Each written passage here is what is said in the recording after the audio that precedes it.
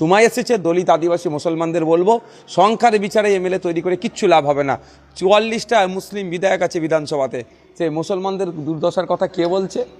18টা আদিবাসী সমাজের বিধায়ক আছে, আদিবাসীদের দুর্দশার কথা কে বলছে? 68টা দলিত সমাজের বিধায়ক আছে, দলিত সমাজের দুর্দশার কথা কে বলছে?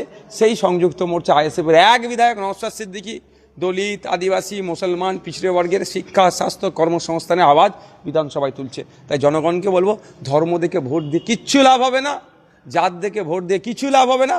জনগণের জনপ্রতিনিধি দেখা নির্বাচন করে বিধানসভায় পাঠান, যে আপনার কথা বলবে। এদের একটু ক্ষমতা আছে একটা সৎ কথা বলা, অসৎ বলছি না। এদের একটা বিধায়ক বলেছিল যে সংখ্যালঘু মহিলাদেরও আর্থিকভাবে দুর্বল, 500 টাকাটা যেমন এসটি এসসি মহিলাদের হচ্ছে, সবার 1000 করে দেওয়া হোক। বলার পরে কত গালাগালি শুনতে হয়েছে বলুন তো তাকে। তো শওকত মোল্লাদের একটা সৎ কথা বলার আছে, শুধুমাত্র এরা চিন্তিত নওশাদ সিদ্দিকীকে নিয়ে।